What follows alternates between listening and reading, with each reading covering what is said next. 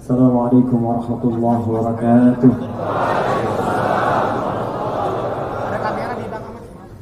Alhamdulillahi rabbil alamin. Wassalatu wassalamu ala rasulillahil karim wa ala alihi wa sahbihi ajma'in. Amma ba'd. Faya ibadallah, usi nafsi wa iyyakum bi taqwallahi faqad faza al-muttaqun. Fala tamutunna illa wa antum muslimun. فقال تعالى يا أيها الذين آمنوا اتقوا الله حق تقاته ولا تموتن إلا وأنتم مسلمون. Saudara-saudariku ahli surga insyaallah tersebut dalam hadis riwayat Ibnu Majah nomor hadis 233, dikuatkan oleh keterangan para sahabat, dinukil oleh karangan para ulama, termasuk oleh Syekh Muhammad Hashim bin Ash'ari di kitab pertamanya Adabul Alim wal Muta'allim, di bab yang pertama, paragraf yang kedua, baris 1 sampai dengan 3. Hadis Ibnu Majah yang menyampaikan, teman-teman sekalian, man salaka tariqan yaltamisu fihi ilman sahhalallahu lahu tariqan ilal jannah. Siapa yang menyiapkan dirinya serius menempuh jalan walaupun dia berliku, tariq itu jalan yang kecil berliku. Kalau jalan luas lebar tidak ada hambatan disebut dengan syariah, jamaknya syawari'. Kalau tariq itu jalan kecil berliku. Kecil di sini bisa jalannya sempit, bisa jadi luas tapi padat karena banyaknya mungkin kendaraan, karena banyak orang lewat, tapi dia tetap berusaha menerobos kemacetan, menerobos banyak orang, menerobos padatnya kendaraan, menerobos banyaknya hal untuk dapat datang ke majelis ilmu untuk belajar. Kata Nabi, maka setiap perjuangannya, langkahnya, keringatnya, tekadnya, niatnya akan langsung dihitung oleh Allah, langsung meringankan langkahnya masuk ke dalam surga.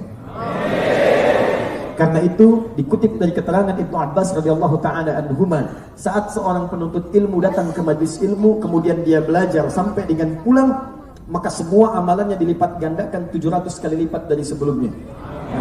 Jarak satu keduanya ma baina darajataini 500 sanatin. Jarak satu kedua, dua ketiga, tiga keempat sampai ke 700 itu pahala paling ringannya 500 tahun.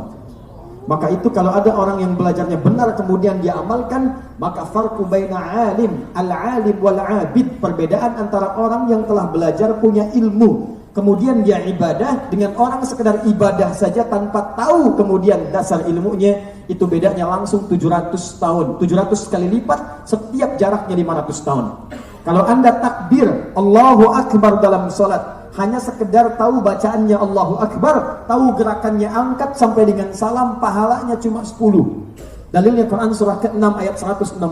Man jaa bil hasanati falahu asyru amthaliha. Siapa yang mengerjakan perbuatan bernilai hasanah dapat 10 poin. Salat disebut dengan hasanah dalam Quran. Dalilnya Quran surah ke-11 ayat 114. Wa aqimis salata tarafayn nahar wa zulafan minal lail innal hasanah. Salat disebut dengan hasanah. Kata Allah, tunaikan salat dari dua jenis siang, subuh sampai dengan asar. Wa zulafan minal lail, maghrib sampai ke isya. Subuh, zuhur, asar, maghrib, isya. Innal hasanat, semua salat itu menghasilkan hasanat. Pahala-pahala kebaikan. Satu hasanah 10. Tunaikan jamaah 27, di masjid tambah 25, di hadis Muslim. Jarak satu kedua, dua ketiga, tiga keempat sampai 25, 500 tahun. Itu kalau sholat biasa. Sholat dengan ilmunya, datang ke majlis ilmu, Anda pulang tunaikan sholatnya, maka sejak detik itu berubah dari 10 menjadi 700 kali lipat. Maka itu saya bermohon pada Allah Subhanahu wa taala. Tadi ada yang sudah banyak ingin ke surga, ada teman-teman dari public figure, ya, ada Mas Ali Untung, ada yang lain. Mudah-mudahan juga teman-teman kita semua insyaallah bisa ke surga. Ya. Insyaallah Mas Ali juga ke surga setelah kita, ya. Bareng-bareng insyaallah. Baik. Dan yang kedua, ini berita baik nih. Berita baik di hadis Nabi-nya. Di hadis Nabi disebutkan orang yang masuk ke majelis ilmu sejak berangkat itu langsung dinaungi oleh malaikat. Awas, tidak cukup dengan amin, saya bacakan hadisnya dulu. Ya. Wa innal malaikata, dan kalau penuntut ilmu tahu, para malaikat itu jamak. Awas. Kalau disebutkan malaikat bukan satu itu malak. Malak, Quran surah ke-12 ayat 29.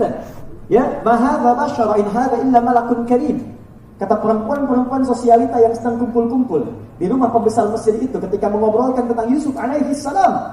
Ya, kata istri pembesar, kamu lewat Yusuf begitu, lewat. Keluar dia, ma hadza basyara. Ini sih bukan manusia. In hadza illa malakun karim. Ini satu orang malaikat yang turun ke bumi. Saking gantengnya. Ganteng-ganteng Nabi. Dulu ada ganteng-ganteng serigala, ya. Ganteng-ganteng Nabi. In hadza illa malakun karim. Jadi kalau malak itu satu, kalau malaikat banyak. Jadi begitu Anda keluar dari rumah, mengangkat di jalan sampai ke majlis, sampai pulang, kata Nabi, kalau Anda tahu banyak malaikat membentangkan sayapnya. Ridwan li talibil ilmi, memberikan ridha bagi para penuntut ilmu.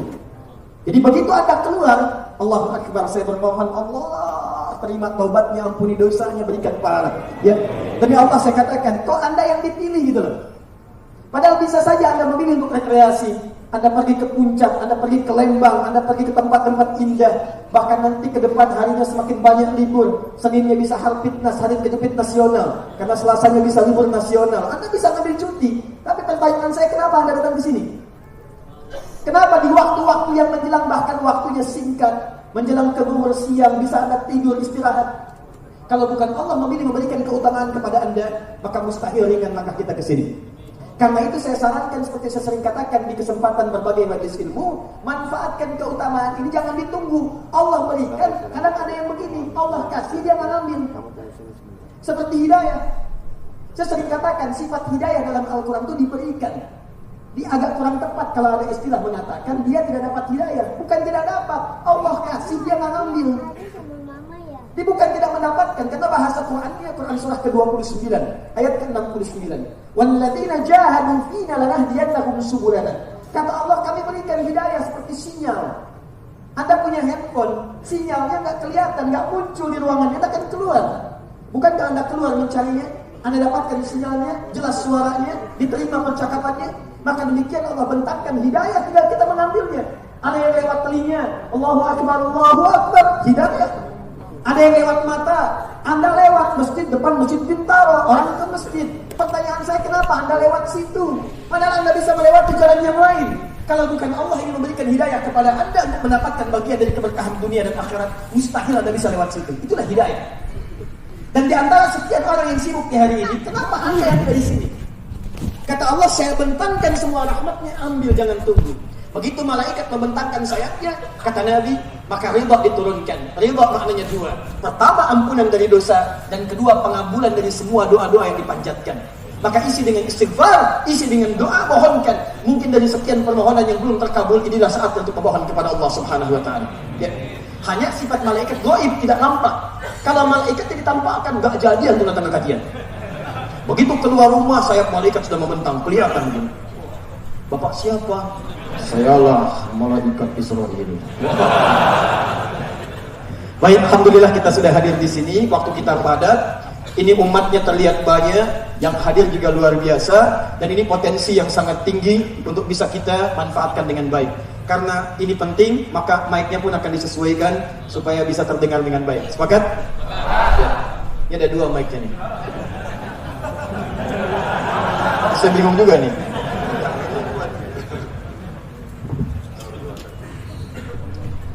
Bismillah. Jazakumullah khair. Baik. Saya ingin bermohon pada Allah Subhanahu wa taala supaya Allah mudahkan apa yang kita pelajari pada siang hari ini dan mudah kita pahami dan mudah kita hafalkan dan amalkan dalam kehidupan. Siap insyaallah? Siap. Baik. Kita ambil materi yang ringan-ringan saja, tidak terlampau tinggi untuk kita pahami, tapi ini materi yang paling penting untuk menyatukan semua potensi umat Islam supaya semua manfaat umat Islam bisa dihadirkan dan mengandung nilai maslahat dalam kehidupan, khususnya kehidupan berbangsa kita. Siap insyaallah? Siap. Baik. Saya mau tanya sebentar. Saat Allah mengutus Nabi Muhammad SAW, diutusnya di mana? Di Mekah. Baik. Saat itu Mekah maju atau terbelakang? Terbelakang. Saat itu ada peradaban atau tidak? Ada Romawi dan Persia. Persia punya peradaban, Romawi punya peradaban. Cuman Mekah nggak punya. Tertinggal. Jauh dari Romawi, tertinggal dari Persia. Persia unggul, Romawi luar biasa, teknologinya bagus. Ya, muncul keilmuan dan sebagainya. Mekah jauh tertinggal. Terbelakang, peradaban tidak ada, maaf, urakan kumpulan masyarakatnya. Jadi semua jenis kejahatan itu ada di situ kumpul. Jadi kalau Anda ingin cari pemabuk, itu mabuk paling hebat itu adanya pada masa itu. Paling minimal sehari 5 kali, itu paling minimal. Kalau Anda ingin cari penipu, yang banyak nipu orang jahiliyah. Kalau Anda ingin cari pembegal, tukang begal paling banyak jahiliyah. Sampai-sampai ada kampung begal namanya. Kampung begal dikenal dengan Gifar. Gifar itu kampung begal. Nanti kita akan tunjukkan ketika Nabi diutus, tiba-tiba satu kampung ini tobat berubah jadi orang paling soleh di zamannya. Bahkan untuk mengabadikan disebutkan nama daerahnya. Gifar, untuk menunjuk daerahnya tambahkan al di depannya, ujungnya ganti dengan i. Al-Ghifari, tokohnya dikenal dengan Jundub bin Junadah, nanti berubah dengan kunyahnya Abu Dzar Al-Ghifari. Kenapa disematkan kata Gifarnya? Untuk memberikan referensi dan inspirasi bagi generasi mendatang. Hei, saya ini tokoh begal, sekampung tukang begal semua. Ketika datang Muhammad SAW mengajak saya, kami berubah dari tukang begal menjadi orang terbaik, dari orang banyak salah jadi orang soleh. Kami aja bisa berubah, kenapa Anda tidak?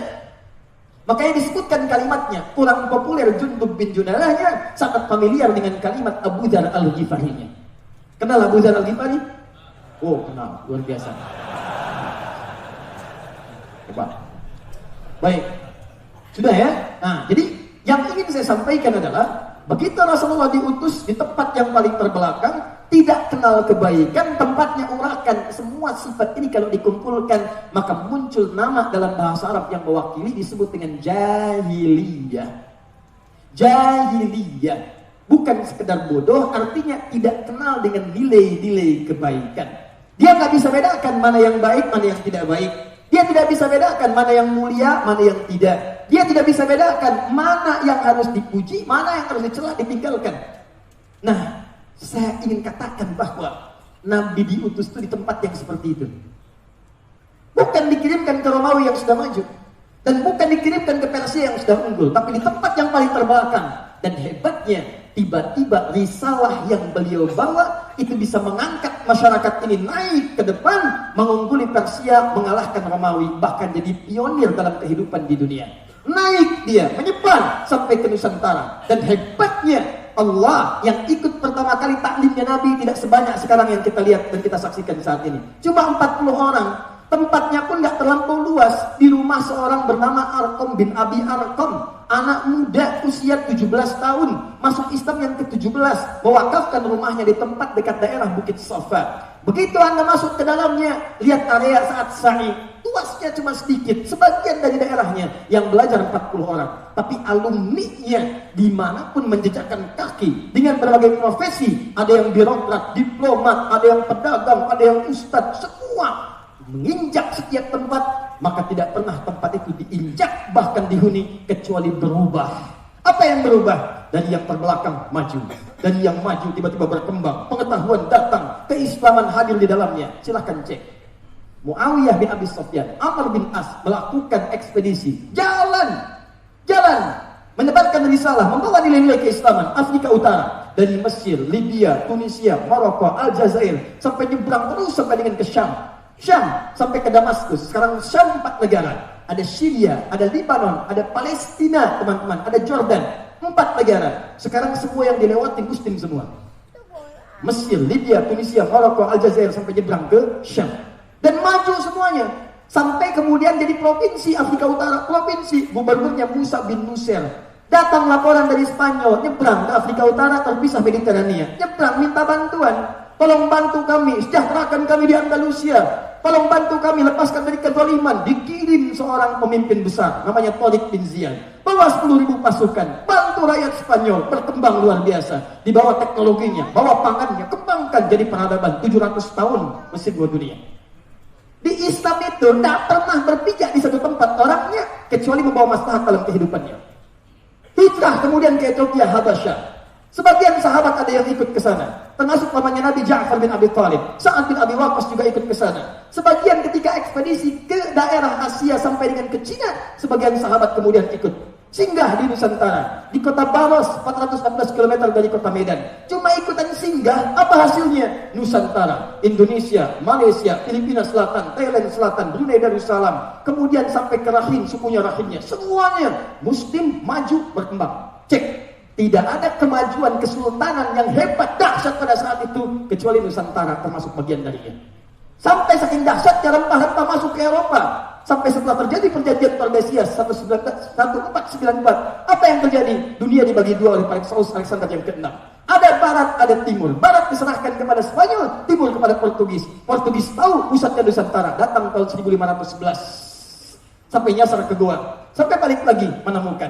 Dan mereka sadar bahwa teman-teman, Islam itu ajarannya jika diamalkan, maka dia akan bisa memberikan kontribusi terbaik dalam kehidupan pribadinya, keluarga, dan lingkungan tempat dia tinggal.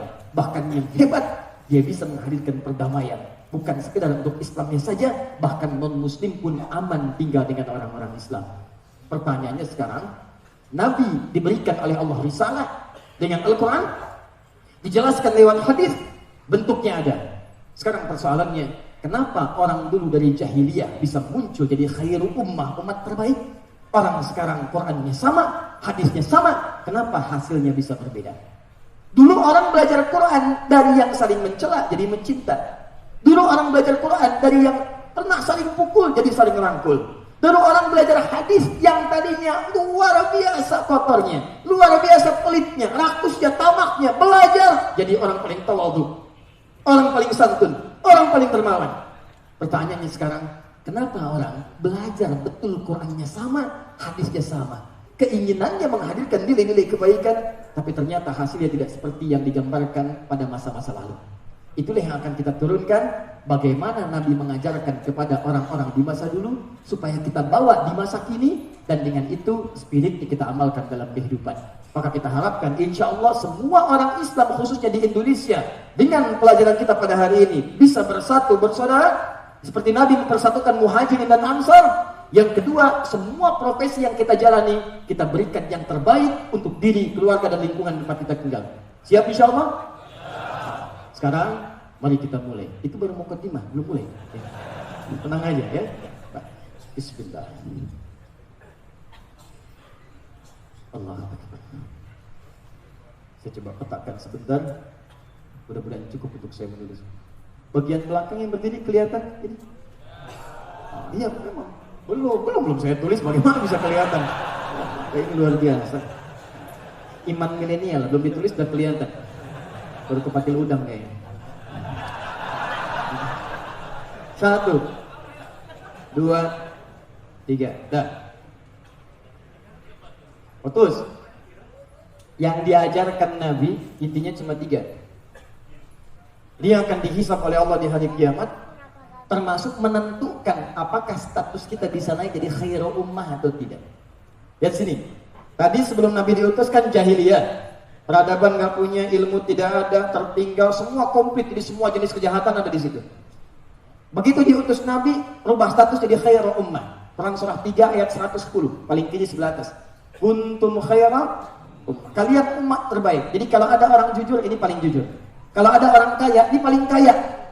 Bahkan kalau antum baca sirah nabawiyah, di ujung akhir kehidupan Nabi, orang ingatnya cuma wasiat Nabi yang umum-umum ibadah. Lupa kalau Nabi mengatakan, bagi umatku kaya itu biasa.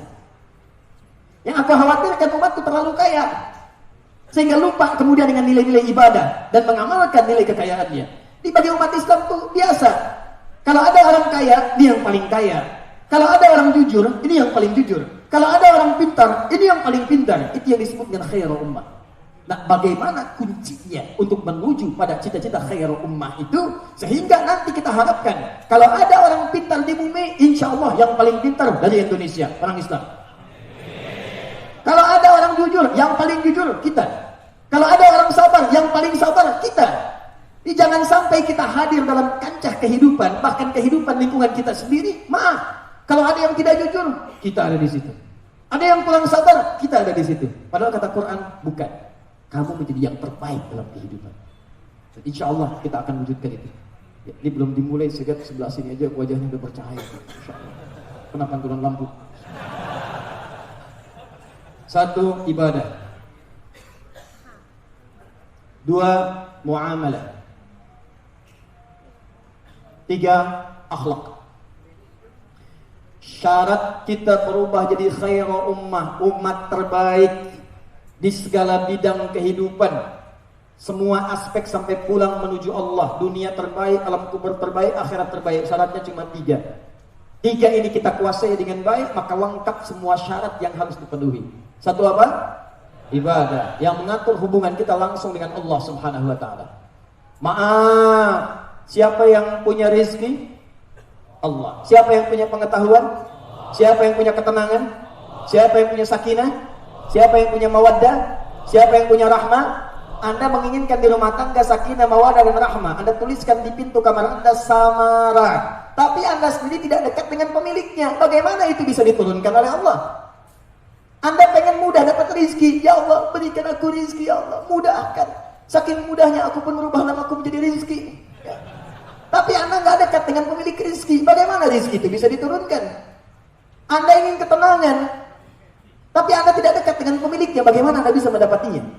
Maka Allah memberikan gambaran lewat nabinya. Jika Anda ingin mendapati semua dengan mudah, maka jadikan hubungan Anda yang pertama dengan pemilik semua itu mesti lekat dan mesti sempurna. Lekat dan sempurna. Maka hal yang mengatur hubungan kita dengan pemiliknya disebut dengan ibadah namanya. Paham di sini? Wah, ini baru dasar nih, pelan-pelan. Hubungan dengan Allah sudah baik. Tapi kan kita hubungan dengan manusia juga nggak bisa dihindari. Betul, Allah pemilik rezeki. Allah tempatkan rezeki jadi tempat tertentu. Kita datang, kita kerja, kita berhubungan. Berhubungan kemudian dengan keluarga. Berhubungan dengan teman. Hubungan dengan sesama dalam lingkungan disebut dengan muamalah namanya. Ini kaitan dengan lingkungan. Fokus. Hubungan dalam ibadah mengatur dengan Allah. Hubungan muamalah mengatur dengan lingkungan sekitaran kita. Hablum minallah, hablum minan nas. Maka Allah berikan nilai dalam kedua hubungan ini. Jangan sampai ada orang ibadah pengen dekat dengan Allah, tapi penampilannya kurang bagus, caranya tidak elok. Pengen menemui seseorang, tapi datang dengan arogan, tidak diatur dengan penampilan yang baik. Maka Allah berikan kemudian melalui tuntunan Rasulnya hal yang ketiga. Bagaimana kita melakukan ibadah dan muamalah supaya sempurna? Maka muncul apa yang disebut dengan akhlak. Nilai yang mengatur tata cara ibadah dan muamalah. Nah, 3 aspek ini diturunkanlah tuntunan oleh Allah kepada Nabi dengan 2 tipe yang paling utama. Tipe inilah yang ingin saya jelaskan karena akan banyak mengatur tentang hubungan kita keseharian, baik dalam ibadah, muamalah ataupun akhlak. Yang gagal memahami tipe ini yang sering menghadirkan perpecahan di antara kita. Apa 2 tipe ini? Ini yang coba kita uraikan dalam 1 jam ke depan insyaallah. 1, ada yang langsung sifatnya diajarkan oleh Nabi, yang jenisnya hanya 1 dalil dan 1 contoh saja. Baik masalah ibadah, muamalah ataupun masalah akhlak. Dalilnya cuma 1, contohnya 1. Saya ulang, dalilnya berapa? Contohnya berapa? Maka kalau ada yang seperti ini, Anda cukup kerjakan 1 itu saja tanpa harus kreatif mencari cara yang lainnya. Karena Allah sudah menilai kita mampu mengerjakannya tanpa alternatif yang lainnya. Contoh 1, ibadah. Contohnya sholat. Yuk kita turunkan. Dalam sholat bukankah dibuka dengan takbir? Baik, kita ambil dalilnya hadis riwayat Abu Daud nomor hadis 857. Begitu Anda mengangkat tangannya, mau sejajar dengan bahu di Al-Bukhari, mau sejajar dengan daun telinga di An-Nasai, tapi kalimat yang diucapkan cuma 1. Fayaqulu, kata Nabi, maka ucapkanlah Allahu Akbar. Kalimat Allahu Akbar itu dalilnya cuma 1, contohnya 1. Nabi nggak pernah mengucapkan kalimat lain, tidak pernah mencontohkan juga dengan aspek yang lain. Cukup ucapkan Allahu Akbar. Nah, kaidah fikihnya, kalau ada 1 dalil, 1 ketentuan, maka Anda cukup kerjakan itu saja, tidak perlu kreatif mencari yang lain. Begitu Anda kreatif mencari yang lain, maka tidak sempurnalah kemudian ibadah yang kita tunaikan. Maka dari itu, mohon maaf, belum pernah kita temukan sampai dengan sekarang orang mengganti misalnya, sudah jelas Allahu Akbar, semua bisa diganti misalnya Allahu Rahman, Allahur Rahim. Kalau Anda katakan bukan Allahu Akbar, ingat dalilnya Al-Quran. Bukankah Allah berfirman di Quran surah 17 ayat 110? Qulidhullaha awid ar-Rahman. Silahkan sebutkan Allah atau Ar-Rahman. Boleh kan saya? Tidak. Karena penjelasan dari Al-Quran diatur dengan keterangan Nabi SAW. Paham sampai sini? Jadi kalau sudah kalimatnya Allahu Akbar, maka jangan coba-coba diganti dengan kalimat yang lainnya. Karena dalilnya cuma satu, contohnya pun satu. Jadi diganti dengan kalimat lain aja tidak boleh, apalagi diterjemahkan. Anda bayangkan, zaman jahiliyah aja nggak ada yang mau ganti kalimat Allahu Akbar. Bisa kebayang nggak? Zaman sekarang yang udah lewat jahiliyah, tiba-tiba ada orang yang sholat pakai penerjemah. Bahasanya diganti dari kalimat Allahu Akbar menjadi bahasa lokal. Anda bayangkan, Nabi aja yang jelas surganya, Nabi Rasul jelas surganya, dekat dengan Allah, hisab tidak ada, surga tingkat tinggi. Termasuk para sahabat, ada tabiin, orang soleh, semua mengatakan Allahu Akbar. Tiba-tiba di masa kini, ada orang Nabi bukan, Rasul bukan, surga belum jelas, hisab menegangkan, amalan berantakan, takbir dia diganti kalimatnya. Allah Maha Besar. Maka berubah maknanya. Karena dalam kaidah Islam itu ada kalimat yang tidak boleh diterjemahkan, harus seperti itu adanya. Ada kalimat yang boleh, silahkan diterjemahkan dengan bahasa masing-masing. Ungkapkan, bebas. Apa diantara yang nggak boleh diganti? Lafaz sholat, lafaz adzan, dan nama-nama Al-Quran. Begitu Anda ganti, berantakan maknanya. Maka orang Sunda akan mengatakan Allah anu ageng. Betawi, gak mau kalah, Tuhan gua gede. Maka ketika semua bacaan dikumandangkan, disampaikan dengan bahasa lokal masing-masing, maka berkuranglah kemudian nilai keagungan dalam bacaan salat itu. Termasuk bacaan Quran. Jangankan ayatnya, nama suratnya aja, walaupun ada terjemahannya, tetap dia harus dilafadzkan dengan nama suratnya. Al-Baqarah, ada terjemahannya, sapi betina. An-Naml, terjemahannya, semut. An-Nahl, ada terjemahannya, lebah. An-Nakhl, nakhlun, ada, kurma. Begitu Anda membaca Al-Quran, maka yang harus Anda sampaikan adalah nama suratnya, walaupun ada terjemahannya. Begitu disebutkan terjemahannya, gak enak kedengarannya. Bro, lagi baca surat apa? Surat semut. Enteng ulang surat apa? Ibu-ibu An-Nisa. Dia baca surat apa tuh? Oh dia baru nyampe surat lebah. Jadi begitu Anda sebutkan terjemahannya, kerasa hati kita juga sudah gak enak. Maka ini kaidah, ada yang sifatnya bacaan, ada gerakan. Jika satu dalil, satu contoh, maka Anda tidak perlu kreatif untuk menggantinya. Ini bacaan, contoh gerakan. Misal dalam sholat, angkat tangannya di An-Nasai nomor hadis 886, fawada'a yadahul yumna 'alal yusra. Maka dia bersegera meletakkan telapak tangannya di punggung kirinya. Fa itu harfu aqfin rabitin baina syai'aini bila hudud. Huruf merangkai di antara dua peristiwa dengan cepat tanpa jeda. Peristiwa pertama takbir, kedua meletakkan tangan. Antara ngangkat dengan meletakkan tanpa jeda, langsung. Begitu ngangkat yang kanan dengan kirinya, angkat begini, langsung letakkan. Kata Nabi, yang kanan letakkan di punggung yang kiri ini. Allahu Akbar. Dan tidak ada gerakan lain. Nah ini saya tidak bermaksud menyalahkan ya, saya cuma menemukan satu dalil ini dan satu contoh. Dan tidak perlu kreatif. Ustadz, kan gak enak Ustadz. Kiri itu lambang yang tidak menyenangkan, yang kurang bagus. Kanan ini gambaran bagus. Masa kita dahulukan kiri daripada kanan? Boleh gak begini? Allah, kanan dulu masuk, kiri begini, baru kanan tutup. Kadang-kadang kaki naik dikit gitu kan? Nah, bisa. Nah itu kalau sudah kemudian jelas seperti itu, satu dalil, satu contoh, maka tidak perlu kreatif. Makanya saya coba cari-cari gitu ya, kan saya nggak biasa nyalain orang. Saya cuma lihat dia mengerjakan itu ada dalilnya apa. Saya lihat, saya kumpulkan kitab hadis. Qadarullah, alhamdulillah kita punya koleksi 1235 kitab hadis. Kita lihat satu-satu. Masya Allah, jangankan di hadis sahih, di hadis paling palsu pun nggak ditemukan. Jadi pemalsu hadis pun tidak tertarik memasukkan hadis ini, saking jelasnya hadisnya. Paham ya? Nah, jadi kalau kita sudah jelas mendapatkan bagian itu, sudah nggak usah dibuat kait lagi. Paham? Allahu Akbar, selesai. Allah. Misal ya, misal contoh. Jelas? Nah, ini ketentuan terkait dengan ibadah. Sama, muamalah juga ada. Ada bentuk perintah, ada bentuk larangan. Kerjakan, tinggalkan. Do it, leave it, if'al, wala taf'al. Padahal jelas. Saking jelasnya, nggak perlu diterjemahkan lagi. Tapi kadang-kadang manusia banyak yang kreatif. Sudah tahu jelas mencari jelasnya supaya itu terlihat seakan sama. Contoh, saya ambil larangan dulu hubungan dengan manusia. Buka Quran surah ke-49 ayat 11 sampai 12. Ya ayyuhalladzina amanu, kata Allah, hei orang-orang yang masih mengaku punya iman. Saya serius nih, lihat sini. Boleh saya hapus dulu? Masya Allah. Luar biasa. Allah muliakan mari untuk. Cuma saya tuh gini, saya selalu punya persoalan begini. Saya tuh sering mengambil penghapus karena saya tahu mana yang harus dihapus.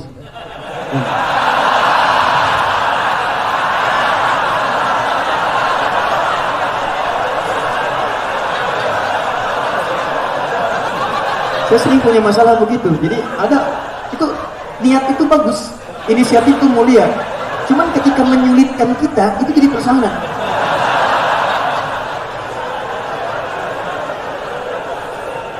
Ibadah.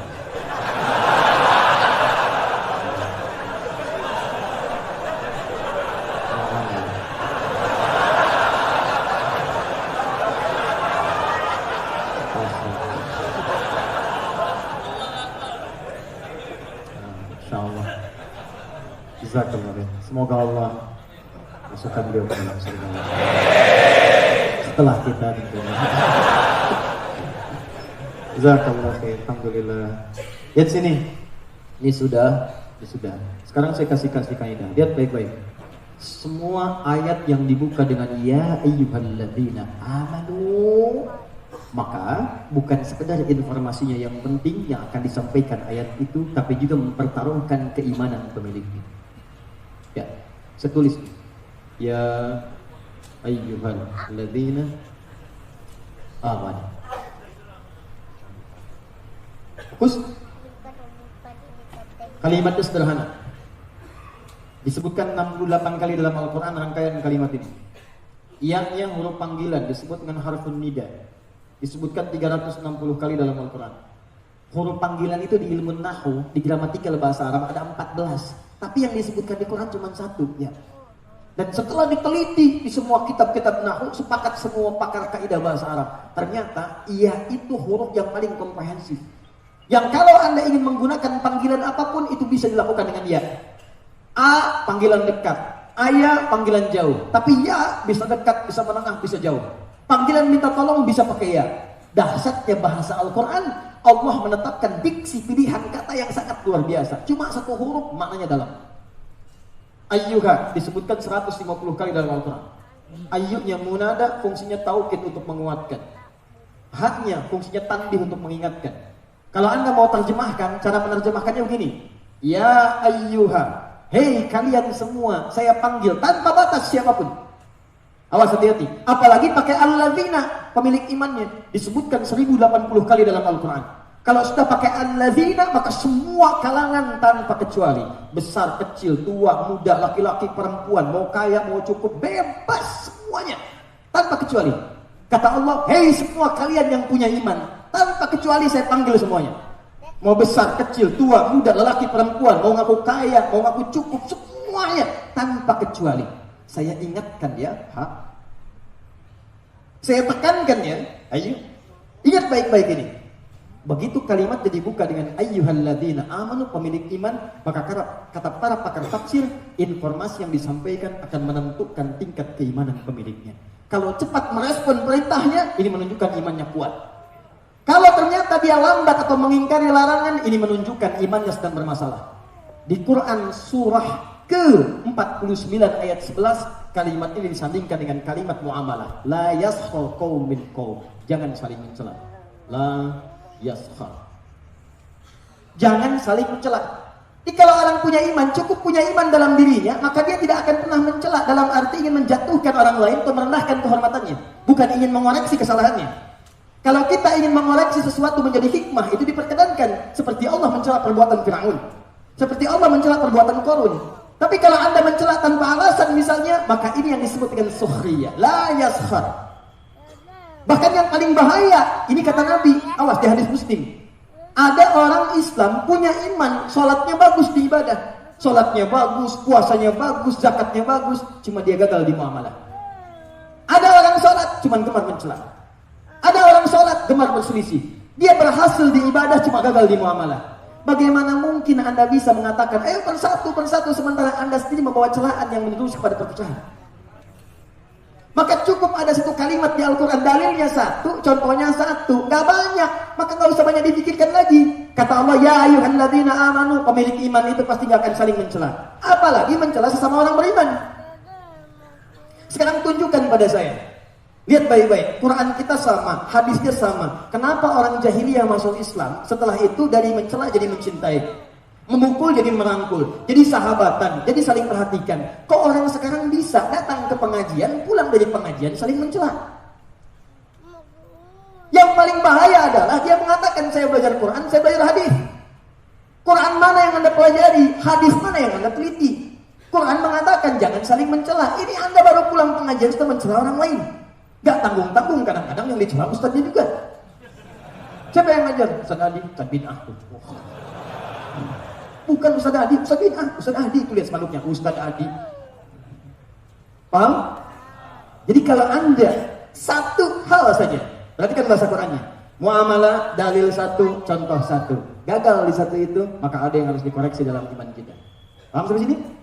Nah, di syarat mendapatkan khairul ummah, ininya bagus, akhlak yang mulia. Sekarang saya masuk pada bagian yang kedua. Ini yang ingin saya maksudkan. Ada yang kedua, ini yang sering gagal paham, dan ini yang sering kali menjurus pada perselisihan dan perpecahan. Apa itu? Ini kita turunkan. Ada yang dalilnya beragam, banyak, contohnya tidak satu. Yuk kita kembalikan ke sini. Dalilnya banyak, contohnya beragam. Di muamalah juga ada nanti. Apa di antaranya? Kita kembalikan kepada sholat. Yuk kita lihat. Misal, Bismillahirrahmanirrahim. Hadis-hadis terkait Bismillahirrahmanirrahim ada 70 hadis. Bukan satu, bukan dua, bukan tiga, 70 dalilnya. Dari 70 ini, teman-teman sekalian, Nabi mempraktekannya membagi kepada 4 bagian. Lihat baik-baik. 1, ada yang Nabi jaharkan, Bismillahirrahmanirrahim. 2, ada yang Nabi sirkan, silent, Bismillahirrahmanirrahim. Dan kalau sudah sir itu artinya gak kedengaran, cuma kita yang dengar. Makanya kalau ada imam membaca sir, gak usah dikeraskan sampai ke mic. Tempelkan mic-nya, Bismillahirrahmanirrahim. Kalau begitu namanya jahar. Paham ya? Saya pengen ngasih tahu ke teman-teman di belakang bahwa saya sir, Bismillahirrahmanirrahim. Kalau sudah begitu jahar namanya. Yang ketiga tidak dibaca sama sekali.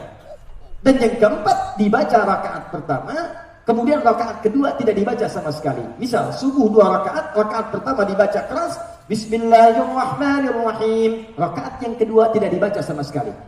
Bayangkan 70 dalilnya, cara bacanya 4. Keempat-empatnya ditunjukkan oleh Nabi SAW. Maka kalau ada yang seperti ini artinya alternatif yang diberikan oleh Nabi SAW. Dalilnya ada, contohnya ada, supaya kita bisa memilih mana yang paling nyaman dan mudah untuk kita lakukan. Paham sampai sini? Bukan untuk diperselisihkan. Karena itulah semua yang bersumber dari Nabi, kalau dalilnya ada, mau dihapus?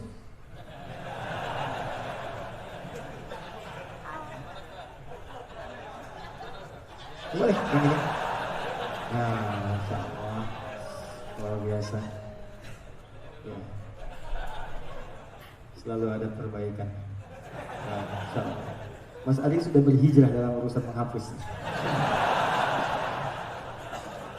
Lihat sini, fokus. Dalilnya ada 70, cara bacanya ada 4.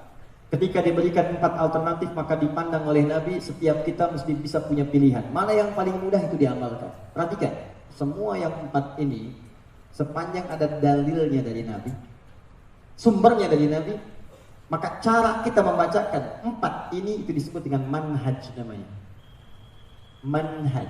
Manhaj itu semua garis turunan informasi yang tersambung jelas sampai dengan ke Nabi. Yang penting kita tahu nih sumbernya dari Nabi. Ada dalilnya nih. Nabi ngajarin jahar keras, ngajarin sir, gak dibaca pertama, selanjutnya tidak. Manhaj. Cuma ketika kita akan pilih, kan gak mungkin kita pilih ke-4-4 ya. Nabi aja saat baca 1, masa antum mau bacakan 4? Oh tidak Ustaz, saya bukan ingin sekedar sunnah, tapi saya pengen sunnah banget. Saya ingin tunjukkan pada yang lain bahwa saya ini menguasai semuanya. Maka dia jadi imam di Masjid Raya Bintaro. Subuh dibacakan ke-4-4. Allahu Akbar. Bismillahirrahmanirrahim. Bismillah. Tidak dibaca sama sekali. Nggak bisa. Anda harus pilih salah satu. Imma Anda jaharkan atau yang lainnya. Maka ketika Anda pilih salah satu, maka orang Arab mengucapkannya begini. Ma dhahaba ilaihi. Ma dhahaba ilaihi. Ma pilihan dhahaba ilaihi yang condong untuk diambil. Mana menurut Anda yang paling enak, paling mudah, paling nyaman? Semua dari Nabi, ada pahalanya. Ketika dijaharkan, ada pahalanya. Disirkan, pahalanya ada. Nggak dibaca pun karena niat ikut Nabi, ada pahalanya. Jadi begitu Anda pilih mana yang paling nyaman, ambil. Cuman orang Arab nggak biasa kadang-kadang menyebutkan yang panjang-panjang. Mereka disingkat akhirnya karena mereka punya singkatan. Ma dhahaba ilaihi, ma dhahaba ilaihi. Cuma bedanya singkatan orang Arab kadang masih sempurna kalimatnya. Orang Indonesia ujungnya aja. Silakan. Adi main bola dengan Abdurrahman. Adi bawa bola, Abdurrahman bilang, di, oper. Abdurrahman bawa bola, man, oper. Adi Untung bawa bola, tung, oper gitu kan. Baik, Takuwis bawa bola, no, oper. Disebutkan ujungnya aja. Orang Arab tidak. Dia akan memanggil sempurna atau menyingkat itu semua menjadi makna yang baru dengan ungkapan yang indah terdengar. Ma dhahaba ilaihi. Bukan disingkat hi, tapi disambungkan semua hurufnya jadilah sebuah kalimat madhab. Nah, pakai madhab. Madhab. Jadi asalnya madhab itu singkatan dari madhaba ilaihi. Apa yang cenderung untuk diambil, mana yang kita pilih untuk memudahkan. Maka di hari kemudian Nabi ngajarkan nih, kamu boleh pilih ini. Abu Bakar pilih, Utsman pilih, Ali pilih, Umar pilih. Mereka menyebar. Nabi wafat, mereka menyebar ngajar. Ada yang ke Kufah seperti Ali bin Abi Thalib, ada Abdullah bin Mas'ud, ada yang tinggal kemudian di Mekah seperti Ubay bin Ka'ab, ada yang menyebar lagi, ada yang ke Afrika Utara, semua nyebar. Cuman saat menyebar kan nggak mungkin ngajarin keempat-empatnya. Mereka akan memilih salah satu untuk memudahkan masyarakat mempelajarinya. Maka diserap ini semua, diambil oleh generasi setelahnya, muncullah 4 bintang ulama. 4 ulama ini disebut bintang di zamannya karena berhasil menghafalkan semua tuntunan tadi dalam akal dan jiwanya, plus menuliskan di kitabnya. Ada yang cuma hafal saja, tapi nggak bisa nulis. Ada yang nulis, cuma hafalan belum kuat. Ada yang nulis nggak bisa, hafal nggak bisa. Ini yang repot. Yang ini bintang, kenapa disebut bintang? Cahayanya terang. Malam hari yang gelap, dia masih punya cahaya. Ini yang hebat. 4 ini, satu adalah Abu Hanifah An-Nu'man yang wafat tahun 150 Hijrah. Kedua, Imam Malik bin Anas yang lahir tahun 93 Hijrah. Ketiga, Imam Muhammad bin Idris Asy-Syafi'i yang lahir tahun 150 Hijrah. Dan yang keempat, Imam Ahmad bin Hanbal yang lahir tahun 164 Hijrah. Orang-orang yang hidup di rentang waktu, lahir di rentang waktu abad kedua Hijrah, maka orang ini masuk dalam kategori salaf. Salaf itu yang tinggal di masa awal 2 Hijrah, tahun kedua Hijrah, rentang 100 sampai ke 200 Hijrah. Semua yang tinggal di masa itu dan sebelumnya disebut dengan salaf. Orang yang mengikuti itu disebut dengan salafi namanya. Di salafi itu bukan kelompok, bukan golongan, tapi orang yang mengikuti cara ibadahnya sampai ke Nabi melalui orang-orang di generasi tadi. Maka dikumpulkan Imam Syafi'i, Imam Malik, Imam Abu Hanifah, Imam Ahmad. Diambil semua informasi dari zaman sebelumnya, mereka hafalkan. Imam Syafi'i itu bisa kasih, ini rahasia di antara kita. Mau saya kasih cerita. Itu Imam Syafi'i itu, di antara kekuatan hafalannya, di antara gurunya Imam Malik. Beliau pengen belajar, datang ke tempatnya Imam Malik, datang ke sana terlampau cepat sehari. Kalau kita kajian hari Sabtu, datang hari Jumat, bisa. Itu beliau saking adabnya pada gurunya, tidak ingin mengganggu, maka menunggu sampai majlis dibuka. Gak pernah ngetok. Dan tidak pernah menyampaikan, Ustaz, saya kan udah datang duluan nih, kenapa gak dibuka? Saya tunggu sampai majlis dibuka. Begitu kemudian majlisnya dibuka keesokan harinya. Saat akan dibuka, kata Imam Malik kepada asistennya, ini karamahnya, cepat buka pintu itu, ada seorang pemuda sedang menunggu.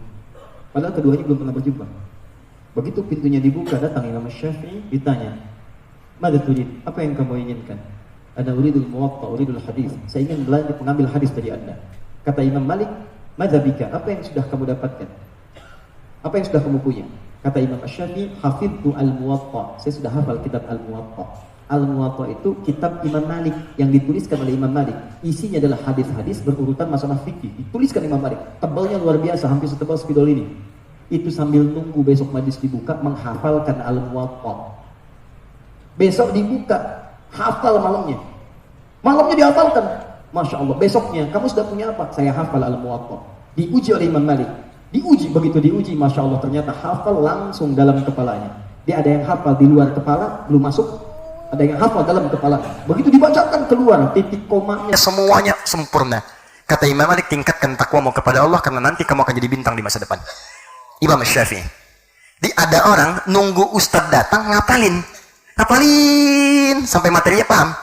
Ada orang lagi nunggu ustadz datang sibuk bikin status. Ciklik, menunggu ustadz datang. Ini yang repot nih. Cita-cita masuk surga. Terus ngapus, ya. Insya Allah. Lihat sini, fokus. Nah ini empat ini punya keunggulan, semua dihafalkan, habis itu dituliskan. Jadi mereka punya dokumennya dalam bentuk kodifikasi tulisan kitab dan juga dalam bentuk hafalan. Jadi hafalan mengoreksi isi kitabnya, kitab mengoreksi hafalannya. Orang belajar datang, maka mengajarkanlah ini. Keempat imam inilah yang kemudian jadi referensi. Ini menerima dari sebelumnya sampai ke Nabi. Di semua orang yang belajar sekarang ini, itu semua sumbernya mengacu kepada satu di antara empat ini.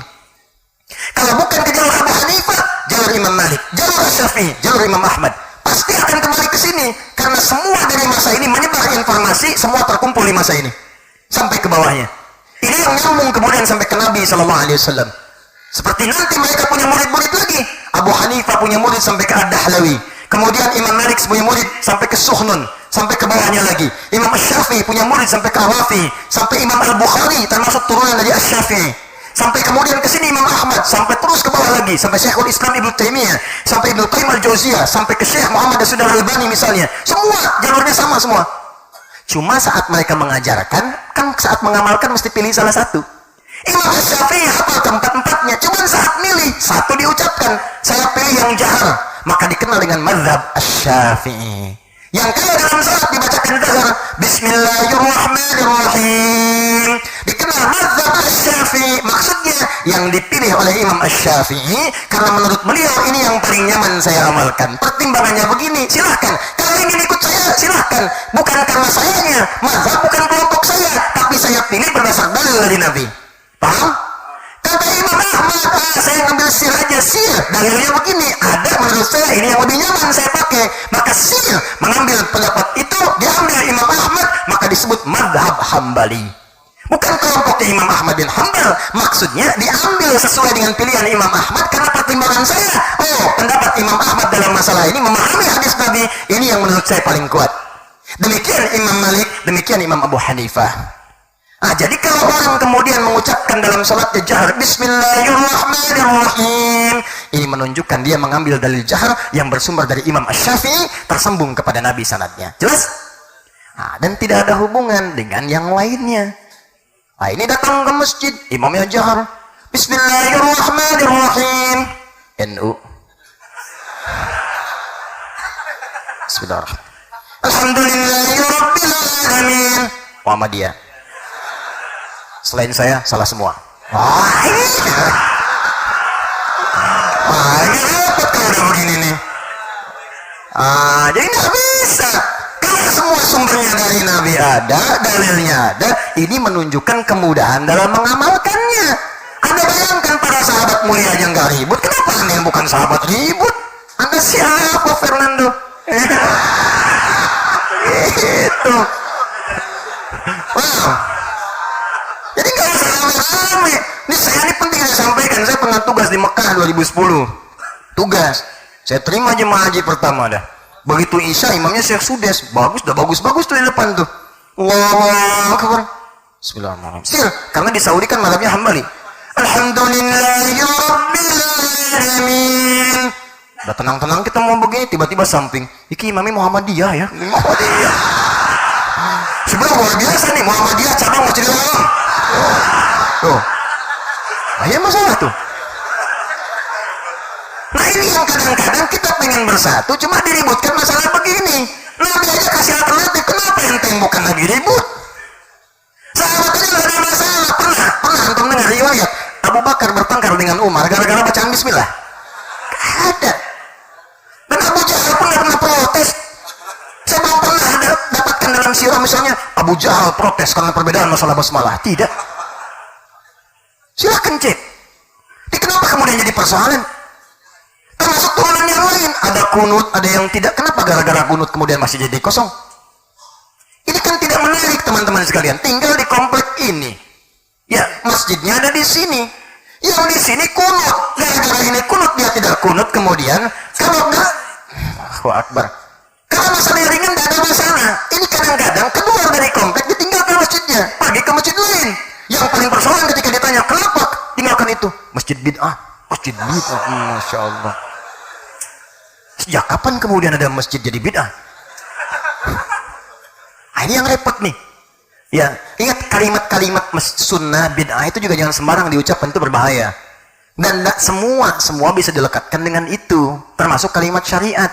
Itu kalau adalah istilah syariat, nggak semua dilekatkan, walaupun sebagian bisa. Misalnya kalimat syar'i, hijab syar'i boleh ada, bank syariah ada, koperasi syariah bisa. Tapi nggak semua keadaan bisa disebut dengan syariah. Tak kalau semuanya bisa, besok-besok kemudian ada tenis meja syariah, pingpong syariah. Kok bisa?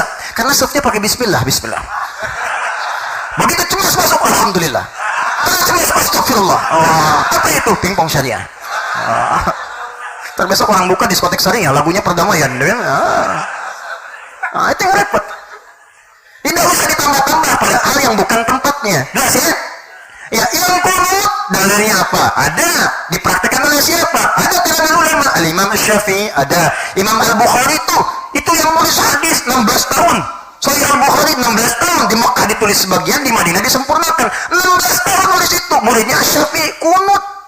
Imam An-Nasai itu yang meriwayatkan hadis tentang yang tidak kunut. Tapi beliau sendiri Syafi'i kunut. Fair. Yang tidak kunut ada Imam Ahmad. Tidak, beliau kunutin nazilah. Hafal hadis, hampir 1 juta hadis beliau hafal. Tahu beliau tentang hadis kunut, tapi nggak kunut karena milih tentang hadis yang lain. Boleh. Maka siapakah Anda yang mengatakan orang kunut itu bid'ah? Apa Anda berani menyebutkan Imam Al-Bukhari bid'ah? Sementara Anda mengambil hadisnya. Imam Syafi'i bid'ah. Al-Hasan cucu Nabi bid'ah. Ibnu Umar bid'ah. Demikian Anda pun yang kunut, kenapa mesti menjual yang tidak kunut? Apa Anda mengatakan yang lainnya bid'ah semua? Abu Bakar bid'ah, Umar bid'ah, Utsman bid'ah? Sudah, cukup tinggalkan semua itu, kita kembali pada tuntunan yang jelas. Yang kunut benar, yang tidak kunut benar. Yang salah, yang tidak sholat subuh. Selesai. Dan kita tidak disibukkan dengan hal yang ringan gitu. Ya, paham ya? Tuh, selesai. Nah, kan? Silakan. Ya. La raiba fi. Tidak ada keraguan.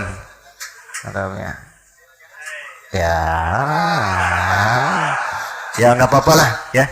Semoga Allah ampuni dosa antum. Nih sahabat saya nih luar biasa nih, insya Allah nih kita. Iya. Makanya luar biasa tuh singkatan dari di luar kebiasaan. Jadi nggak apa. Ini tapi masya Allah ini ya. Kita kemarin berangkat ke tanah suci, kita umroh.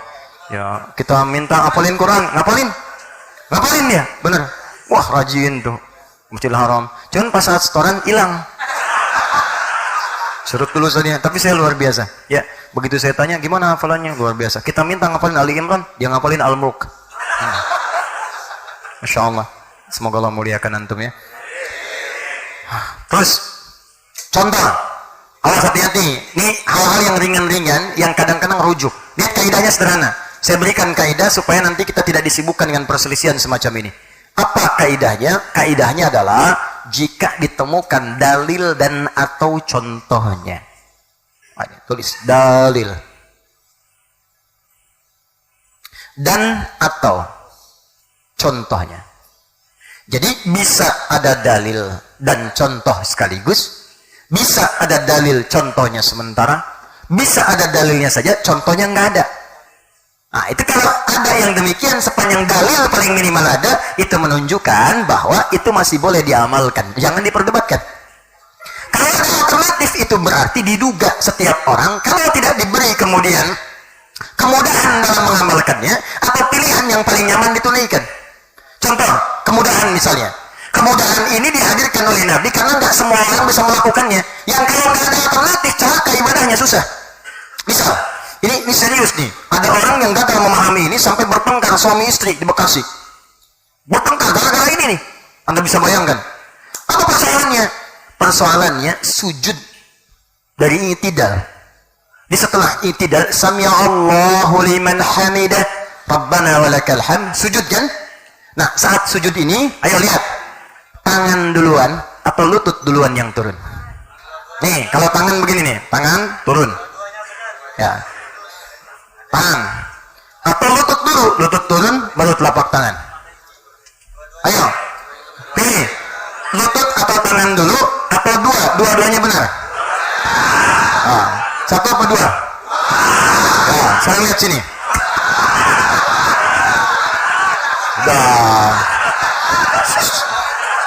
Sudah.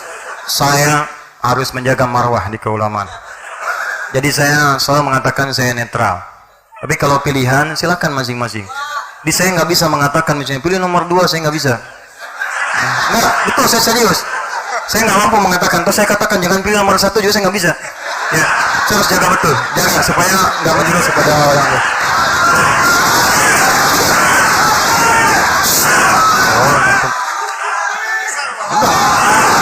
Antum kenapa jadi rame? Kan saya ngasih contoh. Udahan ya. Terpulang-pulang jadi tersangka lagi ya. Udah. Tapi saya berikan nasihat, jangan saling mencela, enggak boleh. Ya. Pilihan jangan mencela, jangan berantem. Kita doakan, kan kita ingin damai, tentram, sejuk. Ya, kita hargai semua orang. Mungkin teman Anda kan jadi tidak lucu gitu. Masa karena pilihan beda pilihan jadi ribut di keluarga? Sama teman saling bertengkar. Anda mau dapatkan apa? Ketika terpilih itu mengobati luka itu nggak mudah. Dan kita nggak bisa kemudian menghimpun itu untuk kebaikan bangsa kita ke depan.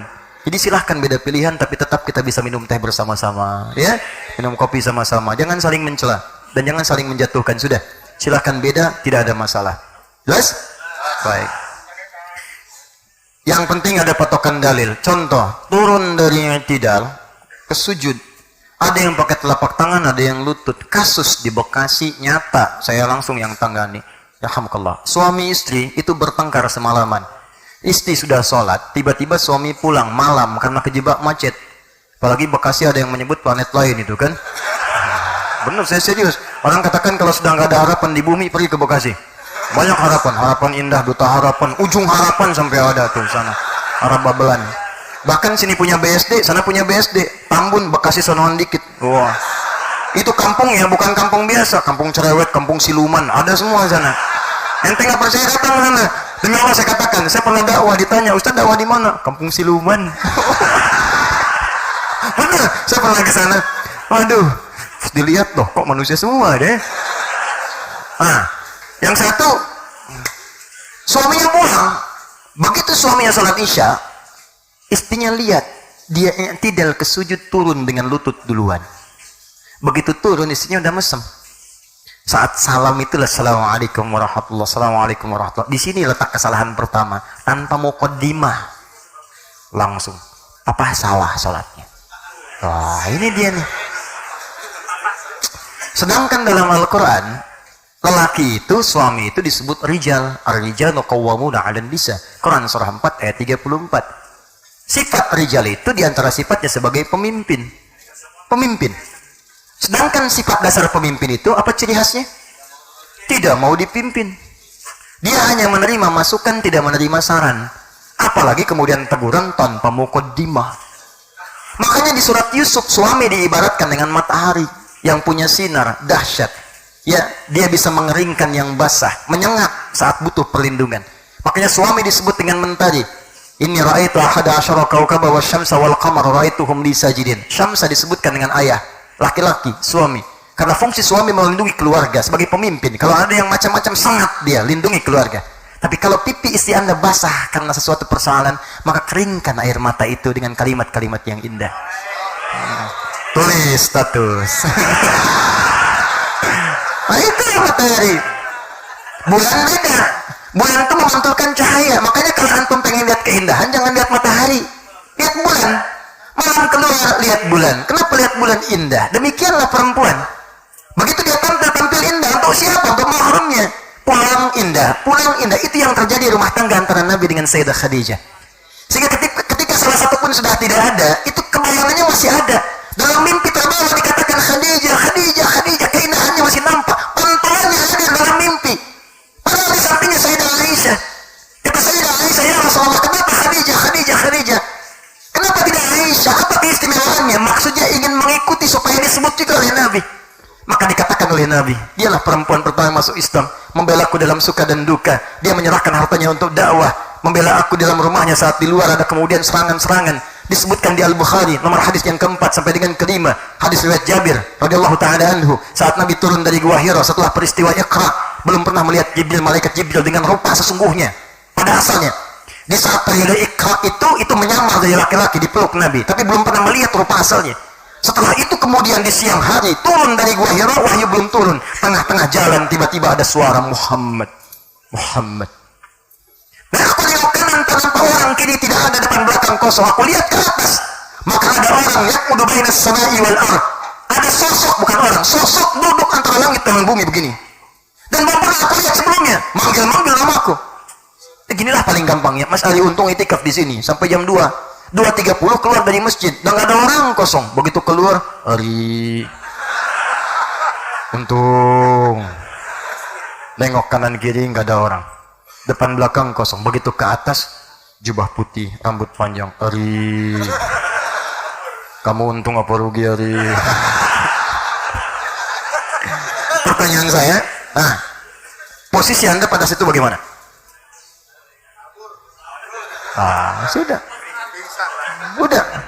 Kata Nabi, fara'ibtu minhu. Udah nggak sempat nanya lagi. Apa? Nggak bisa. Kata Nabi, fara'ibtu minhu. Bulu kudukku naik. Aku merasakan takut. Jadi takut itu biasa. Yang tidak biasa itu takut beramal soleh. Itu yang salah. Kalau takut pada maksiat atau takut yang wajar itu biasa, manusiawi. Manusiawi. Maka teman-teman, apa yang terjadi? Kata Nabi, bulu kudukku naik, aku meninggalkan tempat itu karena belum kenal dengan malaikat Jibril. Maka aku bergegas ke rumah. Begitu nyampe rumah, dibukalah pintu oleh sang rembulan itu, Sayyidah Khadijah. Begitu dibuka, setengah kegelisahanku hilang. Gimana caranya tuh? Rembulan ditatap indah, ngelihat wajah istri, akhwat yang di bawah, itu begitu melihat suami wajah istri, Allahu Akbar, hilang kegelisahannya. Kata Nabi, zammiluni, zammiluni, tolong selimuti aku. Dibawa oleh Sayyidah Khadijah, masuk kamarnya, dibentangkan selimutnya. Keluarlah kalimat yang indah itu. Bima makna dalam ungkapan kita, zaujul karim, sayang, engkau itu orang baik. Engkau selalu membantu orang, menjalin silaturahim. Engkau tidak punya musuh. Yakinkan pada jiwamu yang paling dalam, aku akan bersamamu dalam suka dan duka. Maka begitu tenang, turunlah kemudian malaikat yang tadi sudah tenang keadaannya.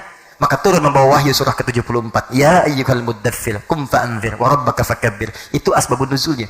Tapi peran pentingnya, pesan yang paling hebatnya, gimana caranya tuh begitu melihat istri, bulan dibuka, Masya Allah, itu semua masalah tuh tenang, hilang. Itulah rembulan.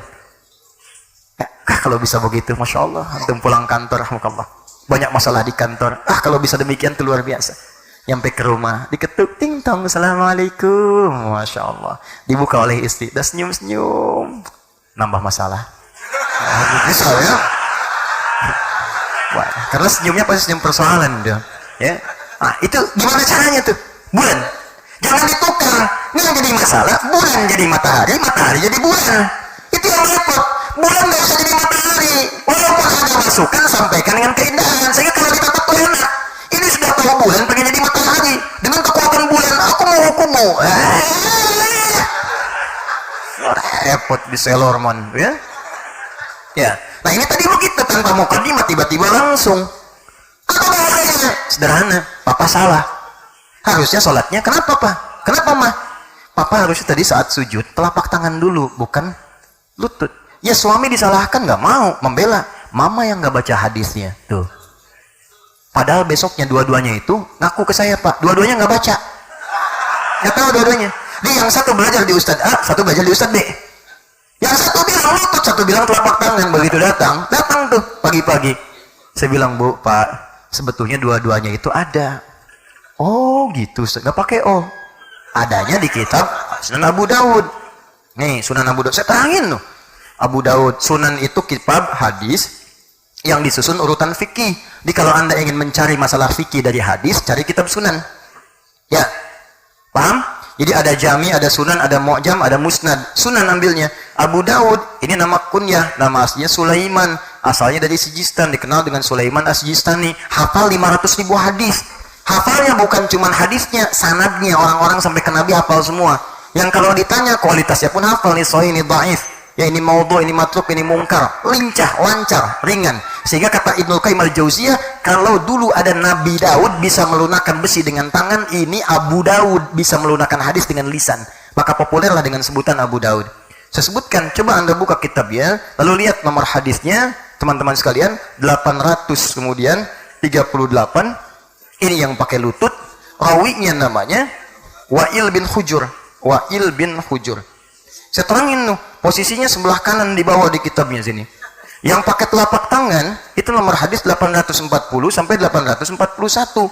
Rawinya sahabat Abu Hurairah, posisinya paling kiri sebelah atas. Saya bacakan hadisnya. Nih yang pakai lutut ini. Bima makna? Idza sajadta fala tasjud kama yabrukul ibil. Faliyadha rukbataika qabla yaday. Kalau kamu pengen sujud, jangan sujud seperti duduknya unta. Dahulukan lututmu sebelum telapak tanganmu.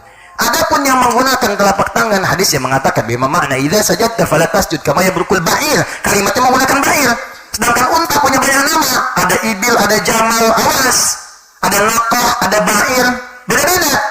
Kalau ibil itu untanya unta umum, semua jenis unta. Kalau ba'ir unta tunggangan. Kalau jamal, awas. Jamal, jamalun, nggak pakai alif. Itu unta jantan. Awas, beda antara jamalun dengan jamalun lain. Kalau jamalun unta jantan.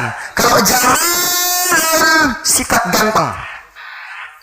Sifat ganteng ya. Kalau sifat itu melekat pada diri seseorang, maka berubah dari jamal jadi jamil. Jamilun, ganteng. Misal nama antum Saiful, ya kan? Antum ganteng, maka antum turunkan Saiful Jamil misalnya. Nah, itu ganteng. Sifat.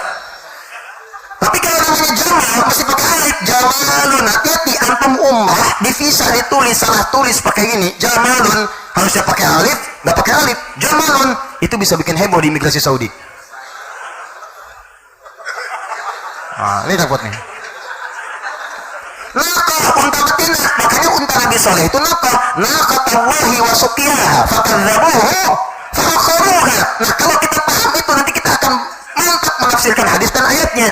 Ketika Nabi menyebutkan fala tasjud kama yabrukul ba'ir, jangan kamu sujud seperti duduknya unta ba'ir, unta tunggangan. Faliyaba yadaika qabla rukbataika, letakkan telapak tanganmu sebelum lututmu. Kenapa yang pertama menggunakan lutut, yang kedua hadisnya menggunakan telapak tangan? Redaksinya unta biasa, yang kedua unta tunggangan. Teman-teman, nih lihat baik-baik. Pada yang pertama ini yang meriwayatkan Wa'il. Wa'il itu lebih dulu masuk Islam yang dibandingkan sahabat Abu Hurairah. Sejak awal udah masuk Islam, Nabi sudah masih kuat ikut perang Badar, perang Uhud, ini udah Islam. Beliau melihat Nabi sholat dia menggunakan lutut turunnya. Tapi Abu Hurairah masuk Islam 3 tahun sebelum Nabi wafat. Tahun ke-7 Hijrah. Nabi wafat kurang lebih usia 63 tahun. Berarti kalau 3 tahun sebelum Nabi wafat 60 tahun. 60 tahun itu diriwayatkan hadis-hadisnya Nabi sudah mulai melemah. Kadang sholatnya pakai tongkat, kadang menyandar. Ini normal, kalau orang sudah semakin sepuh, masalah pertama ada pada apanya? Pada lututnya. Makanya di hadisnya disebutkan seperti unta tunggangan yang sudah punya beban. Lututnya bermasalah. Maksud Nabi bukan karena tua dan mudanya, karena orang muda pun bisa cedera. Sedang ngabur Muhammad Salah misalnya kan, di sliding sama yang lain, atau dipiting sama Sergio Ramos, ya kan, tiba-tiba jatuh. Nah, misal saya hafal tuh. Anda mau tanya apa? Kemarin MU seri, bro, saya tahu satu-satu. Kemudian Liverpool seri saya tahu, gol pertama menit ketiga dibalas menit ke-45 lawan Leicester City, saya paham. Manchester City kalah 2-1 sama Newcastle United, saya tahu. Ya. Ayo, sekarang pertamanya Liverpool beda 5 poin, kedua Manchester City, ketiga Tottenham Hotspur, keempat kemudian masuk ke Arsenal, ya Chelsea, kemudian Arsenal, kemudian Manchester United. Mau tanya apa? Saya tahu Juventus 3-0, dosa. Ya. Juventus kalah 3-0 keluar dari Copa. Roma digulung 7-1, saya tahu. Ya, Neymar sedang cedera, saya tahu. Mourinho sedang nggak punya job, cuman di bein sport jadi komentator, saya tahu. Ayo, apakah saya nonton? Tidak. Nggak ada buang-buang waktu, nggak ada kerjaan. Ngapain nonton sesuatu yang bisa dilihat beritanya besok? Kita lihat kan. Dan kita nggak ninggalin tahajud. Nembok, ngapain nukar tahajud, nukar surga dengan bola? Antum malam-malam teriakan tahajud, zikir. subuh kesiangan, ditanya nggak tahu. Ya. Berapa sih Pak poskonya? Satu-satu yang beli siapa? Lupa saya. Lupa. Kita ada yang nonton tahu. Kita yang nonton tahu. Ayo mau tanya apa? Itu dong. Jadi maksudnya supaya kita itu bisa diskusi, bisa diarahkan kepada yang baik. Tapi nggak harus buang-buang waktu. Ini nonton iya, udah nggak tahu lagi gitu kan? Nggak ada informasi, hidup lagi. Ya. Insya Allah saya senang baca, Ya. Terus tadi ini, ya beliau senang juga tuh. Udah di musik nanti kita bahas tuh, udah lain waktu ya. Ada ikhtilaf apa? Ya saya hafal tuh notasi. Cuman saya nggak seperti beliau. Mungkin saya nggak cenderung. Beliau kerjakan, ada dalilnya. Tapi kalau tanya notasinya hafal sih. CDF, GBC, GBC, DFIS, G, DFIS, G, ABCIS, D, ABCIS, D, FIS, GIS A, FIS, GIS A, BCIS, DIS, E, BCIS, DIS, E, FIS, GIS, ASB, FIS, GIS, ASB, CIS, ASB, CIS, ASB, GIS, ASB, CIS. Tuh, judi. Oh, apa ya? Cuman saya nggak bisa. Ayo ulangi. Oh, apa saya?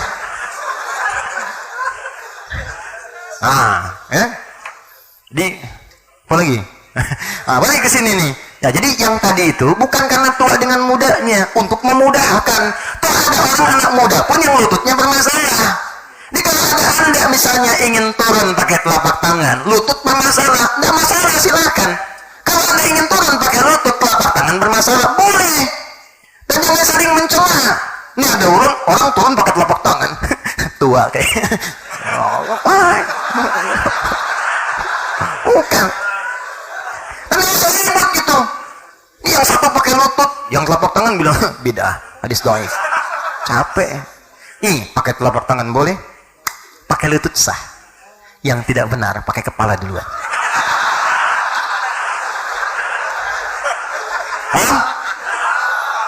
Jadi ini yang ingin saya contohkan. Satu, masalah di ibadah ini, coba periksa dalilnya. Perhatikan 3 hal rumus fikihnya. 1, bacaannya. 2, caranya. 3, maknanya atau hikmahnya. Ini yang disebutkan di Quran surah kedua ayat 129. Doanya Nabi Ibrahim dan Nabi Ismail dikabulkan oleh Allah di Quran surah kedua ayat 151 paling kanan sebelah bawah di masa Nabi Muhammad. Nabi diutus untuk ngajarin kita dengan 3 aspek ini. Rabbana wab'ath fihim rasulan minhum yatlu alaihim ayatika, bacaan, wa yu'allimuhumul kitaba, ini cara, wal hikmahnya, wa yuzakkihim, muncul akhlak, innaka antal azizul hakim. Dijawab oleh Allah di masa Nabi Muhammad, kama arsalna fikum rasulan minkum yatlu alaikum ayatina wa yuzakkikum wa yu'allimukumul kitab wal hikmah wa yu'allimukum ma lam takunu ta'lamun. Di kalau masalah fikih kita belajar di 3 hal ini.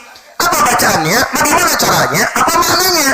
Nih yang ketiga ini sering gagal nih. Saya sangat sayang sekali.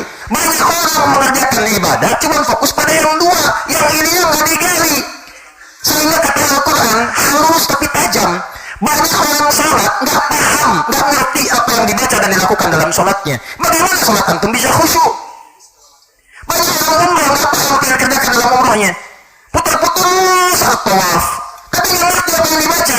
Padahal Anda kalau paham saat tawaf itu, kalau paham itu anugerahnya besar. Nih, baru mulai di Hajar Aswad sampai ke makam Ibrahim, Anda ucapkan subhanallah walhamdulillah wa la ilaha illallah. Ini ada rahasia besar di Quran surah 19 ayat 45 sampai dengan 49-nya. Yang bisa mengamalkan ini, maka semua doanya akan dikabulkan oleh Allah, bahkan yang mustahil menurut manusia. Makanya Nabi Ibrahim tidak cukup dengan amin.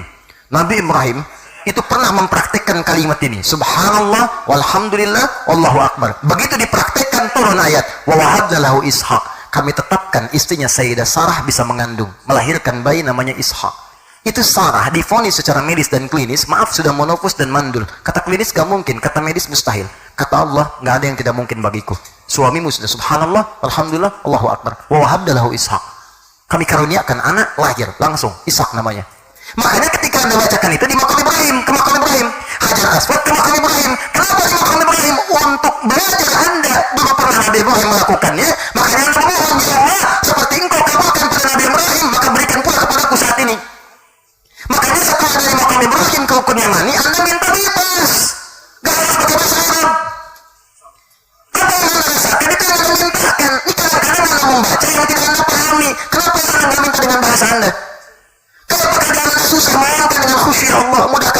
saya. Ya Allah, dekatkan pada saya yang halal, jauhkan yang haram. Ampuni dosa saya ya Allah, maafkan saya ya Allah, sayangi keluarga saya ya Allah. Minta dengan bahasa kita. Itu rahasianya. Lalu seleksi yang baik untuk dunia akhirat baru diberikan. Makanya doanya Rabbana atina fid dunya wa fil akhirati wa qina. Itu yang dari rukun yamani ke Hajar Aswad. Karena ada orang minta dunianya bagus, akhiratnya tidak. Akhiratnya bagus, dunianya tidak. Kata Allah, saya pengen kedua-duanya. Dua yang diinginkan oleh Allah, bukan cuma satu. Ada orang cuma minta dunia, ada orang cuma minta akhirat. Kata Allah, jangan satu, saya ingin kamu dapat dua. Dua, kata Allah, bukan satu. Saya ingin lihat, bukan yang lain. Dunia akhirat, dunia akhirat, dunia akhirat, kata Allah, itu dunia akhirat. Jadi makanya ketika ada orang minta, kadang-kadang untuk dunia kamu bagus, akhirat tidak, maka dirobah. Rabbana atina fid dunya, satu, wa fil akhirati, dua, wa qina adzabannar. Oh. Saya sih Masya Allah tuh waktu di Mekah tuh, wah dengan teman tuh, itu orang benar tuh mintanya tuh. Cuman kadang caranya nggak harus ditiru. Datang dia ke multazam, nah muter, tapi dia bagus, minta pakai bahasa dia. Ada dua orang tuh. Ya Allah, hamba mohon kepadamu, sampai hamba datang ke depan Ka'bah, depan multazam. Hamba mohon ya Allah, dekatkan hamba dengan jodoh hamba ya Allah, hamba ingin menikah. Masya Allah. Tiba-tiba ada seorang perempuan, tuh tinggi, hidung mancung putih, kayak gini ya Allah. Kayak gini, bener. Dia memohon benar apa yang dia rasakan, walaupun tidak harus kasih contoh begitu, benar. Tapi yang kita lihat yang benar, begitu pulang dari situ nikah dia, Pak. Betul nikah, walaupun bukan dengan yang tadi tentunya dia, tapi dia nikah. Oh, yang kedua lebih hebat tuh, datang. Wah ini luar biasa lah. Ya Allah, tolong hamba ya Allah, tolong hamba ya Allah, banyak utangnya ya Allah, banyak utangnya, kesini aja hamba ngutang ya Allah. Kalau tidak percaya, ini catatan ini. Tempel di mota sama tempelin gitu. Ya. Tapi benar dia pulang lunas utangnya. Iya, maksud saya begini loh, banyak orang ibadah tuh kenapa Anda melakukan sesuatu yang tidak Anda pahami? Termasuk sholat tiap hari kita kerjakan. Padahal sholat itu kenapa disebut dengan doa? Lihat semua kitab fikih, as-sholatu hiya doa. Sholat itu doa. Karena saat sholat Anda banyak minta, Rabbighfirli warhamni wajburni warfa'ni warzuqni dan seterusnya. Semua minta. Pertanyaan saya dari semua yang diminta berapa yang dikabulkan? Jangan-jangan karena Anda tidak paham apa yang dimintakan. Ah, ini poinnya. Jadi daripada sibuk ribut, sibuk macam-macam, kenapa kita tidak menggali lagi apa yang kita pelajari? Muamalah. Nih, bersanding dengan teman. Saya ambil contoh satu nih. Berapa menit lagi ke Zuhur? 6-7 menit lagi. Baik, itu baru lewat 2. Baik, lihat sini. Nggak, saya serius, itu lihat tuh. Itu lihat tuh. Ini gimana? Saya bingung sama antum nih. Udah. Ini saya jadi masalah lagi saya. Tolong jawab nih. Tolong jawab nih. Dah, lihat sini. Lihat fokus baik-baik. Lihat sini. Tuh kan, sampai mana tadi? Ya, 6 menit lagi. Ya, lihat. Lihat, nang baik-baik. Misal, pernah nggak dengar ini muamalah nih? Saya ambil contoh muamalah cepat. Pernah dengar ketentuan infak dalam Al-Quran? Infak itu kan berbagi dengan sesama. Ya, yang paling dahsyat, banyak orang salah persepsi. Kalau dia infak itu mengurangi harta yang dia miliki atau materi yang dia rasakan dia punyai. Salah. Padahal konsep Qurannya, begitu Anda infak, sebetulnya Anda sedang menggandakan harta Anda minimal 700 kali lipat. Beda dengan zakat. Kalau zakat cuma 10. Zakat cuma 10 kali lipat. Infak 700. Kenapa zakat cuma 10 Ustaz? Karena zakat itu ibadah wajib. Wajib itu sudah mengikat. Nggak disuruh juga sudah harus keluar. Tapi infak itu sunnah. Ini yang menarik nih. Pilihan. Nggak keluar pun nggak dosa. Cuma kok bisa dia zakat keluar, infak keluar. Makanya dimuliakan oleh Allah. Infak lebih besar daripada zakat, pahalanya 700. Dalilnya Quran surah kedua, ayat 261. Perhatikan baik-baik. Paling kiri sebelah atas. Mathalul ladzina yunfiquna amwalahum fi sabilillah. Orang yang infak diniatkan karena Allah. Kamathali habbatin, seperti menanam satu benih. Ambatat sab'a sanabil, tumbuh jadi 7. Fi kulli sumbulatin mi'atu habbah. Setiap 7 ini punya lagi 100 benih yang baru. 1 kali 7 kali 100, 700 kali lipat. Ini belum selesai ayatnya. Sering orang putus sampai di sini. Padahal kata Allah, wallahu yudha'ifu liman yasha' wallahu wasi'un alim. Allah akan melipat gandakan tanpa batasan pada yang tidak pernah berhitung. Jadi kalau Anda berhitung 700, saya masukin nih 10.000 nih.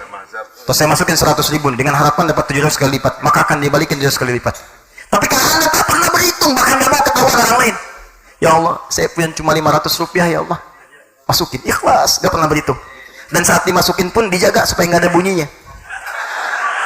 Nggak pengen riak, masukin ya. Alhamdulillah masuk. Udah tuh, itu bisa 7.700 bahkan 7 juta kali lipat Allah berikan kepadanya. Jadi kalau orang paham dengan berinfak itu menambah harta materi, nggak akan ada orang nggak berani nggak infak. Dia keluarkan, dan tidak harus dengan uang, ada makanan, ada pakaian, ada macam-macam. Itu lipat gandakan, dan bukan harus keluar nominal yang sama. Maksudnya kalau infak uang keluar uang belum tentu. Anda infak uang, datangnya proyek, datangnya sehat, nggak sakit. Ini kalau dikonversi 700 kali lipat dari sebelumnya. Itu cara melihatnya. Dijaga supaya tenang, nggak banyak masalah. Kalau masalah datang konsultasi keluarnya 700 kali lipat. Bisa jadi. Kalau masih muda, ketenangan itu lebih penting kadang-kadang dari harta yang dipegang.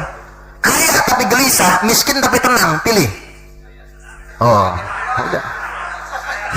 Terus, tenang itu selalu dibawa. Di kalau paham rumus ini, maka keluarkan hadisnya.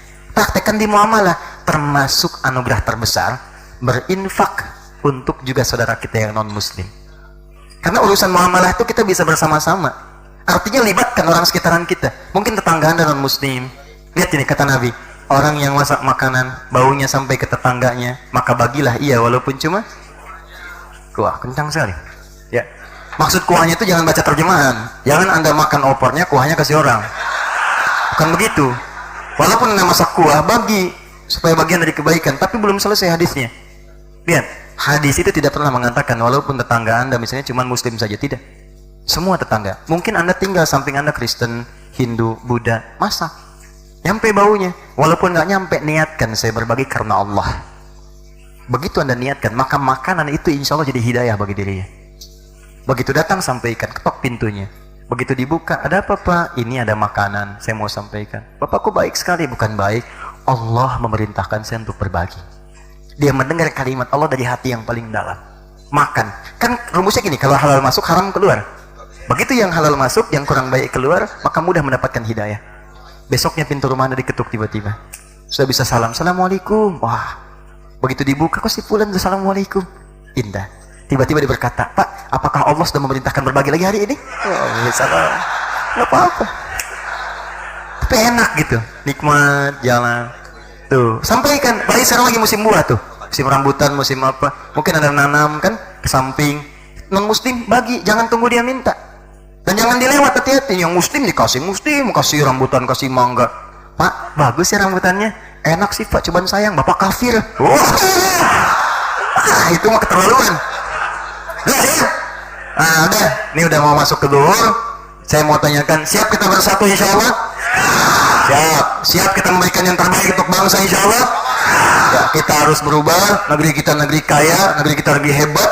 Kita berikan inspirasi dan pesan kepada dunia bahwa insya Allah Indonesia akan bangkit menjadi negara yang menginspirasi dunia dengan nilai-nilai kemanusiaan tertinggi dan nilai-nilai kebaikan yang insya Allah memberikan kemakmuran untuk seluruh masyarakatnya, bangsa kita. Kita doakan mudah-mudahan semuanya berlangsung dengan damai, tentram, nyaman, kita dipersatukan oleh Allah Subhanahu wa taala dengan kebaikan. Dan dari Masjid Raya Bintaro ini kita menyeru kepada seluruh umat Islam khususnya, mari kita bersatu. Kita tingkatkan ketakwaan kepada Allah, kita jalin persatuan dari latar belakang manapun untuk mendapatkan ridha Allah Subhanahu wa taala. Siap insyaallah? Sepakat? Takbir. Subhanakallahumma wa bihamdika asyhadu an la ilaha illa anta astaghfiruka wa atubu ilaik. Allahumma rabbana atina fid dunya hasanah fil akhirati hasanah wa qina adzabannar. Allahumma taqabbal minna innaka antas samiul alim wa tub alaina innaka antat tawwabur rahim. اللهم ربنا لا تدع لنا في مقامنا هذا في كل مقام ذنبا إلا غفرته. Doa ya Allah, kalau ada yang hadir datang di masjid ini membawa lumuran dosa, jangan biarkan dia meninggalkan masjid ini kecuali Engkau telah ampuni segala dosa-dosanya. Wala hamman illa farajtah. Ya Allah, kalau ada yang datang ke tempat ini membawa kegelisahan di jiwanya, jangan biarkan ia pulang kecuali Engkau telah tenangkan keadaan hatinya. Allahumma wala asiran illa yassartah ya Allah. Jika ada yang datang membawa kesulitan, jangan biarkan ya Allah, Engkau ya Allah jangan biarkan dia meninggalkan tempat ini kecuali Engkau telah mudahkan segala kesulitannya. Allahumma tubna ilaika ya rabbal alamin. Ya Allah, kami bertobat kepadamu dari segala maksiat yang kami kerjakan. Ya Allah, la tawaffana ya Allah illa wa nahnu muslimin. Ya Allah, mohon jangan sampai Engkau wafatkan kami dalam keadaan sedang bermaksiat. Ya Allah, mohon wafatkan kami dalam keadaan